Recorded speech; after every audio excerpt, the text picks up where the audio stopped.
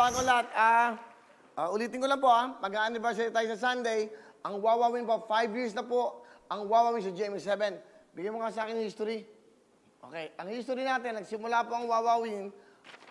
Ako po, sa GMA, kung may kukwento ko, kukwento ko kayo noon pag may oras talaga. At ako po nang umakyat sa GMA, walang nakakaalam na ako po ay pipirma ng kontrata. It's only Mr. Gozon, of course, our chairman, Mr. Duabit, Mr. Philip Yalong, Atty. Boy Reyno, Atty. Ferdy Domingo, at ang inyong lingkod. Wala po nakakaalam. Ito po ay parang surprise.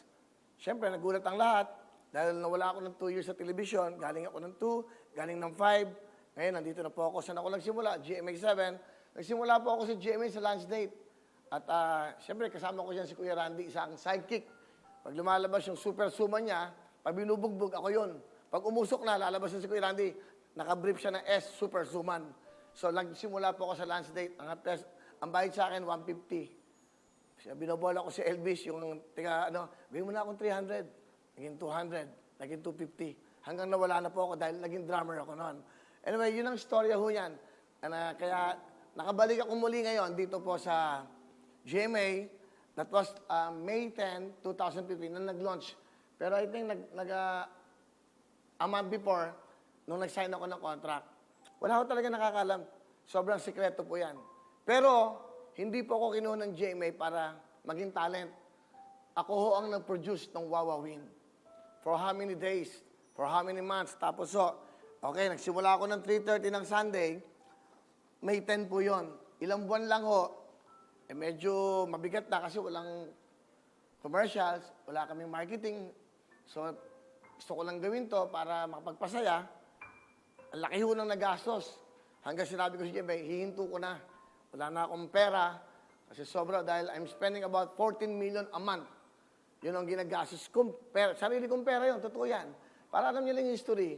So, nung dumating ng mga ilang buwan, sabi ko kay Mr. Joey Abacan, hihinto na ako, hindi ko na kaya dahil wala akong commercial at walang pumapasok na advertiser. So, ang nangyari naman doon, pagpunta na ako ng Tagaytay, nag-i-impake na ako, doon ako titira sa Tagaytay muna ako, doon na muna ako.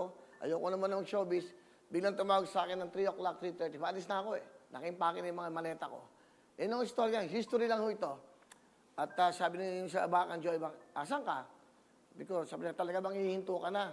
I think that was Friday, last episode ko na ng Sunday yun. Kasi wala na eh, laki na noon nagagas ko, walang bumabalik. Ganun talaga eh. Alam niyo, laman ng buhay, laging sugal yan eh. So, nagre-rate ng konti, nagre-rate siya, nakakatuwa. Nung Sunday ng 3:30, nagre-rate ka lang eh. So, kaya lang walang pumapasok na pera, labas ako na labas ng pera. Imagine nyo, 14 million a month ang ginagastos ng sarili kong bulsa. So, sabi ko, stop na ako. Sabi naman sa Abacan, pwede ba tayong mag-usap? Sabi ko, Joey, hindi ko na kaya. Stop ko na. I'm sorry, hanggang dito na lang talaga. Sabi niya, asan ka? Sa bahay. O, magkita tayo sa isang restaurant. Right there and then, nagkita kami, mga 4 o'clock. Sabi niya, okay ba sa'yo na ganito lang bayaran mo? Sabi ko, ayoko na. Joey, hindi ko na kaya. Tapos sabi niya, o sige, ganito. Okay ba sa'yo na co-prod na lang tayo ng GMA? Sabi nga, ano yung co-prod? Hati ng gastos. O, ano yung kaya mo? Ano yung kaya namin? Airtime, ganito.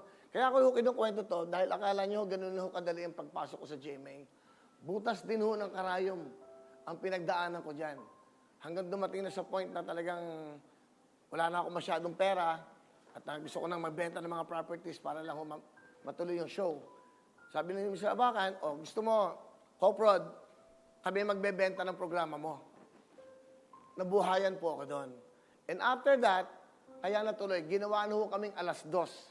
Okay, bali, ito May 10, Sunday 3:30, 4:30. Alam niyo sa totoo lang, walang commercial, pero nagre-rate yung show eh. Nagugulat kami, nag-8%, 9% eh. Every Sunday. Like August 9, Sunday, sabi niya, pwede ka mang back-to-back sa Pinasaya. 2 o'clock. So, nabago ang time slot namin. Naging August 9, 2000, naging Sunday, 2 o'clock. 2 o'clock to 3:15. Tapos doon, dahil po sa inyo yan, nag-rate na naman yung show. Ginawa na po namin, ang last episode ko ng Sunday, January 18, 2016. Para alam niyo po yung history ng kasi it's about Wawawin. It's about me, you, and GMA. Kasi kami nag-uusap eh. Last episode po ng Wawawin ng 2 o'clock, January 18. For the span of 1 month, February 1 po, nag-daily show na po ang Wawawin. Nagsimula po ng 5:30 to 6:30 yan eh. Yun ang usapan. So, isang oras lang. After po ng mga ilang araw, tumawag naman sa akin sa Abakan, mag-usap tayo. Oh, kaya mo ba ng 5 to 6:30? So, nadagdagan na po ng oras, naging 5 to 6:30. That was February 15, 2016. So, starting February 15 po, naging gateway na po to prime time ang Wawawin. 5 to 6:30 na po ang naging istorya ng Wawawin sa inyong araw-araw. Yun po yung handa na ba kayo? Bigyan ng jacket yan. Cellphone, TV, di ba? Lahat po na kailangan nyo. Lahat, ganito. Pinagkaloob po yan. Pero during that time po, GMA na po ang tumulong sa akin. Kaya, GMA, from the bottom of my heart, kami po lahat. Kasama ko, Atty. Boy Reyno, my partner, my legal counsel, Atty. De Vera, Atty. Ferdy Domingo, si RBR. Kami ho, Atty. King Reyno, di mo kami iniwan. Miss Vicky Morales, thank you. Kinukwento ko lang ho ito para malaman nyo yung pinagdaanan ko. And then, after nyan, nagwawawi na po. Hanggang last episode natin, ito naging co-production na po. Ang last episode natin, ito no, naiyak yung mga staff ko dahil kung alam nyo lang yung pinagdaanan ko. Di ba, nakausap ko sila, sabi ko hanggang dito na lang tayo, bebenta ko muna yung mga properties ko, kasi tayo babalik. So awa ng Diyos, alam nyo, ito ho, kaya kung kinukwento to, dahil na-stop na naman tayo dahil sa COVID, coronavirus. One day, nandun ako sa March ano ba yan? March 26, ba't mamiyak to? Kunan mo nga. Bigyan mo kagad doon. Yan. Bigyan kagad direct. Yan. Oh. Iiyakan ito. Yan pa yung mga solid na staff ko. Yan. Yung isa nga, hindi pa alam ng nanay niya. Yan. Huwag kong papakita. Baka malaman. Yan si Nachit. Napaka-loyal sa akin yan. Yan o. Yan. But anyway, yung papang staff namin, may kwento ko lang. So, March 26, so, nasa Puerto Galera kami dahil na-stuck kami doon. Sabi ko, bumaba nga kayo dito. Kasama ko si Check, yung mga staff ko. Actually, mga staff ko puro halos bakla. Kaya ho, nag-i-enjoy ako sa mga bading kasi masarap silang kasama. Mahal nila ako. Kaya mahal na mahal ko yung mga yan eh. So, you know, ibang pagmamahal ng mga to sa staff sa akin eh. Yung mga staff ko na nawala, mahal ko naman din kayo lahat. Alam ko, may mga ano lang kayo. Pero, etong natira sa akin, sabi ko sa kanila, hindi ko kayo pababayaan. Ito si Rod. Bigyan mo si Rod. Bigyan mo kagad. Yan. Yan, si Rod. Ang aking pong head writer, andyan lagi, Rod. Si Ana Feliciano. Si Ana. Hindi ka dito, Ana. Nandiyan pa rin. Mga staff namin, si DC. Okay. Pinapakita ko lang sa inyo, ito po yung mga true thick and thin, eka nga. Anyway, ito, naisip ko na March 26, bumaba nga kayo dito, sa likod kami ng mangrove. Gawa tayo ng Facebook. Gusto ko magtutok to win. Doon nagsimula yan. Kaya ko kinukwento dahil sobrang blessed po akong tao.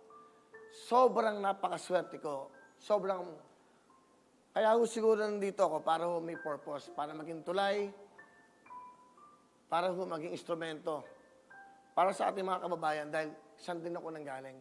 Anyway, maraming salamat po sa inyo lahat. Dahil kung di nyo man ho sinuportahan ng programa namin, ang programang Wawawin, ako, wala naman ako dito eh. At hindi naman ako i-stay ng GMA. Kaya ho kami nagre-rate dahil sa inyo. Kaya itong programang ito ginawa para po sa inyong lahat. Kaya maraming salamat sa lahat po na nagtiwala, sa lahat po na nagmahal sa akin, sa lahat po na nagtitiwala hanggang ngayon. Huwag po kayong mag-alala. Hanggang nabubuhay ako, kami lahat, hanggat kaya kong tumulong, gagawin ko yan para po sa inyo lahat. Happy anniversary sa inyong lahat.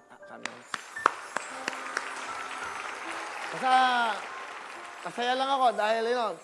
At marami pa po akong gagawin na kabutihan para sa inyo lahat. Kung ako may nagkasala dati, patawarin niyo ako sa lahat na naagrabyado ko, nasaktan ko. I'm sorry. Ganun ang buhay. Humingi ako ng tawad sa inyo. Pero huwag kayong magalala.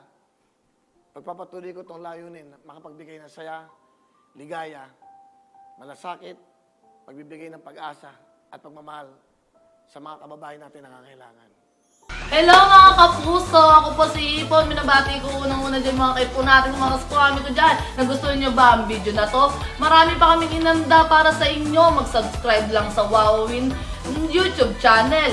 Tsaka, don't forget to hit the, the bell button para lagi ka updated. Yun lang!